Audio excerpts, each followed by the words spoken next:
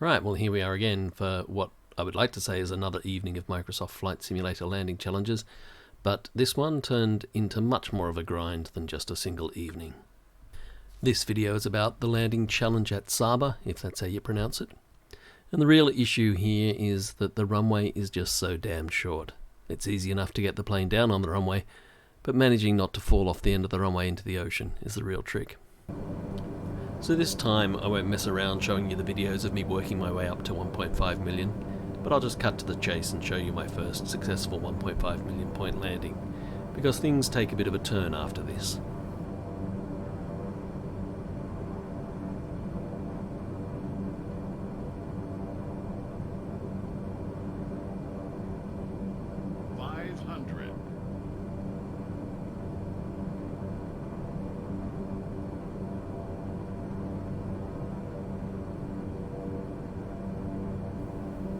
At this point I hadn't managed to work out how to get reverse thrust on this aeroplane, so the only idea I had after many failures was an idea from real-world short-field landings, which is to dump your flaps as soon as possible and put on the brakes.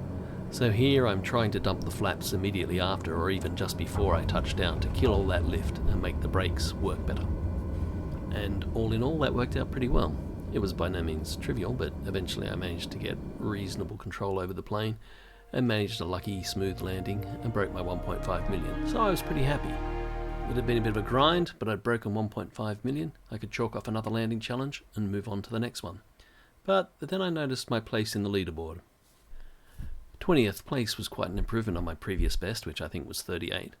But even more important than that, I noticed it wasn't very far from there to the top 10, only about 400,000. And I thought to myself, there's plenty of room to improve on that landing by getting closer to the centre line. And how hard could it be to grab an extra 400,000 points and get into the lofty heights of the global top 10? And that's where the real grind started. I'm happy to say I did eventually beat that top 20 position, but only after many hours of grinding.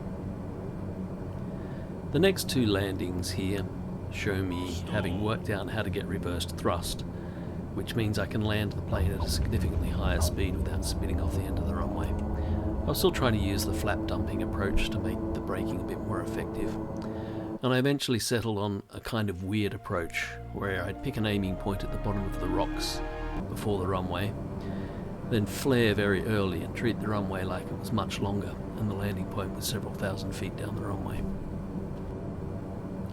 If I concentrated on the approach speed, try to keep it as close to 105 knots as possible, try and keep that aim point consistently at the bottom of the rocks at the front, it meant that I had a pretty consistent approach and I could work on getting the flare the right height and the right length and working out how to settle down in that blue box. As well as using the reverse thrust, I was still trying to use the flap dumping approach, which led to an exciting dance at touchdown time where I'd hit the brakes, hit reverse thrust, dump the flaps, move the throttle up for reverse thrust, and try and stay on the centre line, often with comic results. 500. So it was an odd and not very realistic approach, but it gave me a level of consistency that made me confident I could break that top 20 position, and with a bit of luck maybe even break into the top 10. And I'm happy to say it did indeed allow me to improve on that position 20 score. What I hadn't anticipated was quite how much grind it was going to take me to find another good landing. And here it is, that final landing, where I managed to smash that position 20 score and catapult myself up higher in the global rankings on my way towards the top 10. And there you have it. After only hours and hours of grinding, I've managed to lift myself all the way from position 20 in the global leaderboard to the lofty heights of position 19.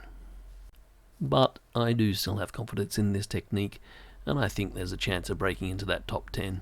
And should I ever do that, I'll be sure to post another video showing that landing. But for now, I think it might actually be time to give up on this for a while and try one of the other landing challenges I haven't tried yet. Well, I hope that was interesting, informative, diverting, or something, and thanks for watching.